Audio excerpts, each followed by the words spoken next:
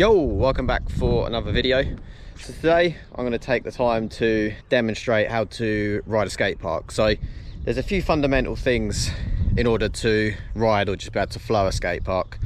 Bear in mind every skate park setup's different, so the one that I'm demonstrating on will be able to carry over to wherever you're riding or learning to ride. Yeah, I'm going to start off I'm going to break down some of like the fundamental things in order to flow the skate park, because you'll probably find that you can do some bits, but then in order to like link the bits together means that you can ride and flow the skate park. Yeah, enough talking. I'm going to get into the first step of riding the skate park. Let's get into it. First tip to ride a skate park, in my opinion, the best thing to be able to do is actually ride up a ramp and ride back down the ramp. There's a few key things that you want to ensure you're familiar with before you do this. So what I mean by that is, depending on the size of the ramp that you're riding up or the quarter pipe, you want to have like a basis level of bike control in order to actually physically get up most ramps. So at this point you should be familiar with what foot forward you are, so whether you're left foot or right foot forward, and this comes on to keeping your cranks so they're level. So you've got your foot forward and keeping them nice and level. What you don't want to do is have one crank lower and one crank higher. And another thing to avoid going up ramps, don't sit down. And that brings me on to the position that you want to be in when you hit the ramp. Position that you want to be in, we're going to call the attack position. So the attack position that you'll be using to get up the ramp, and then later in the video when I show you how to jump as well. So what is the attack position? We've got a slight bend in our knees and we've got a slight bend in our elbows. So we're in that nice solid position, we're staying central on the bike, and we're ready to attack the lip. Depending on the steepness of the lip, the height of the lip depends on the speed that you need to go. But the last thing that you want to be doing is going a bit too slow, just getting your front wheel up, and then you'll be coming straight back down on a heap on the floor. Once we get to the ramp, what you want to do, push into the takeoff. What that basically does is that generates momentum and force so that you actually physically go forward out of the ramp. So you don't just follow the ramp. That push forward allows you to go forward up onto whatever you're jumping up. These steps I'm going to show you actually physically me going up a ramp, and they might make a little bit more sense when I actually physically show you.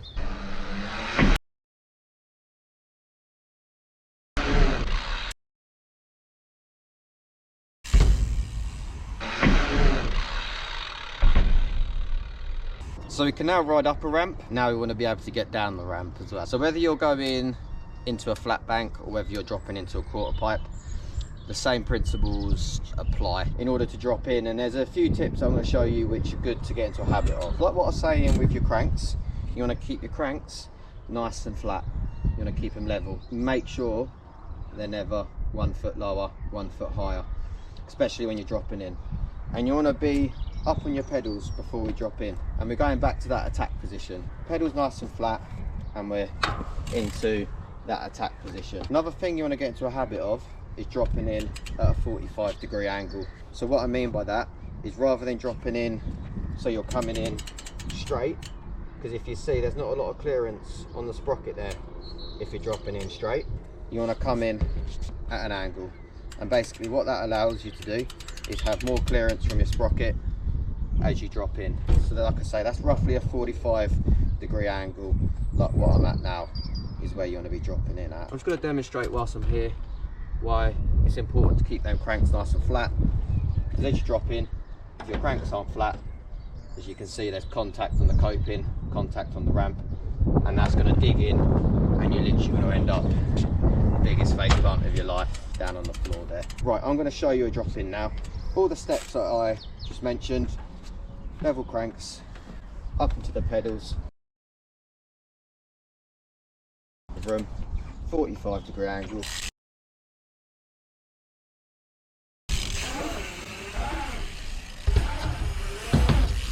So just whilst we are on the topic of dropping in, there is a way that you can drop in which is a bit more advanced, where you actually get a hop before you drop in. So rather than just rolling in, what you can do is use your cranks, and then you can push on the cranks, pull up on the bars, get that pop and bring that back in. So it's essentially that motion as you drop into the ramp. So 45 up.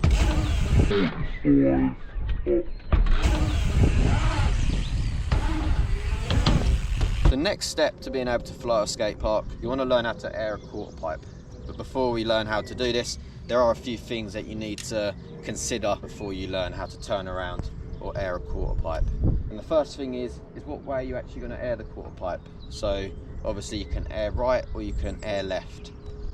Another thing that you've got to consider is what foot forward you are. Like I said, when you ride up a ramp and drop in, as you attack the ramp, you're going to be in that same position. Whatever foot forward you are comfortable attacking the ramp, and you're back into that attack position. And then whatever way you feel comfortable turning, proceed with that. But there is something which is called opposite and regular. So let me explain. So for instance, if you turn, so if you're turning or airing away from your front foot, that means you're doing a regular spin. If you're turning in towards your front leg, in towards your foot, or you spin in towards your foot, it's known as an opposite spin.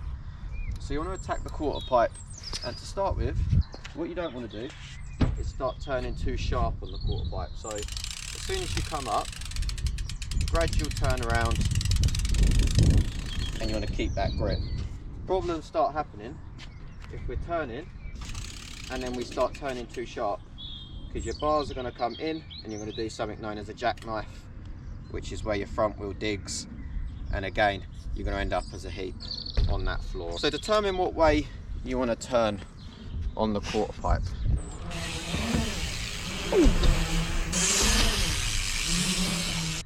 So we're comfortable turning on the quarter pipe. It's now time to start trying to get some air.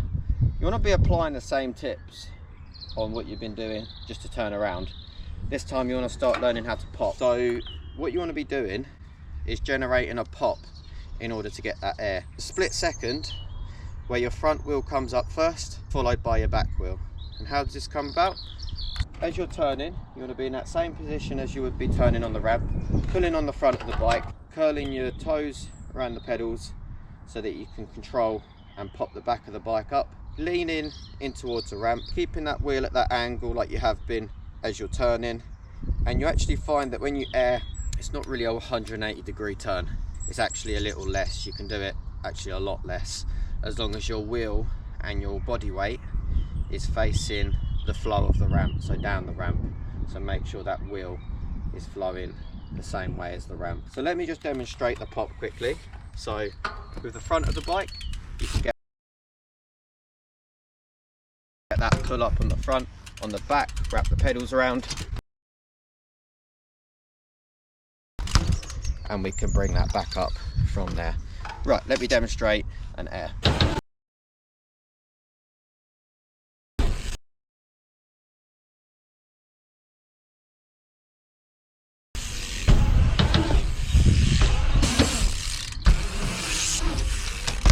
This next one is learning how to jump, which in my opinion, the most important one. You want to be implementing them same techniques that I taught you on riding up the ramp, and do the same with when you're trying to jump as well. The jump comes from approaching the ramp faster. So you want to be approaching the ramp in that attack position, flat pedals or level pedals, level cranks, and then gradually start approaching it to a speed where you start getting air. And then once you start getting air, depending on the ramp, depends on how you want to control the bike in the air. This comes back to like what I was saying, getting the pop on the quarter pipe. Same thing out of a ramp, you get that pop. So the pop does depend on the ramp that you're riding.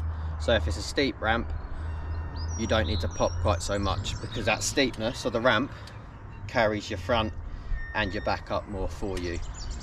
But in that case, you want to make sure that you're still pushing forward at the ramp in order to get that distance. On a mellower ramp, in order to get more air time, you're going to have to be able to pop more, okay? So like I say, generating that pull on the bars and then that pop through the feet, wrapping around the pedals, and that will help with that mellow if it's a mellow takeoff.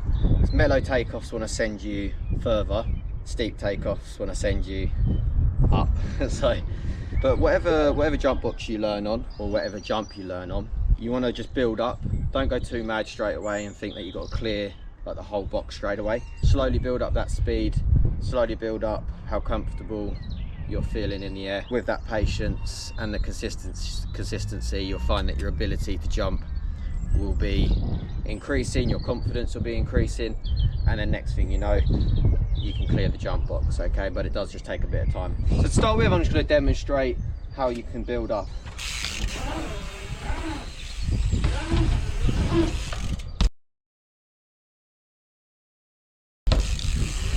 So you get the idea of how you can build up. You can literally just jump to the deck. Most skate parks with a jump box have a deck, so you can build up, and then you know your starting point. As soon as you do that, get a bit of air time and build your confidence from there. Build your speed up, stick to the fundamentals before hitting the lip, and then you should be all good. Take your time. Distance will start getting further, start getting higher, more confidence. It's a recipe for success on the jump. So I'm going to show you an example of what you're going to look like once you do progress to being able to clear the box.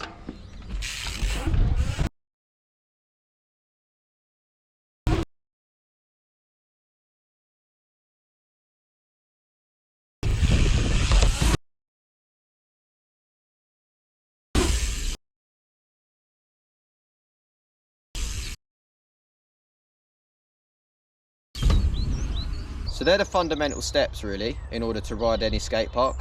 Every skate park is different, but generally speaking, if you can ride up a ramp, drop in, air a quarter pipe and jump a jump box, you're off to a good start in order to be able to flow that skate park and be able to piece together the lines in the skate park as well. There's no better feeling once you start to get that confidence, whether that's in a skate park or dirt jumps.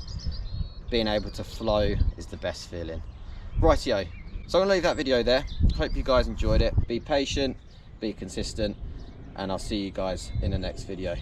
Okay, here we go.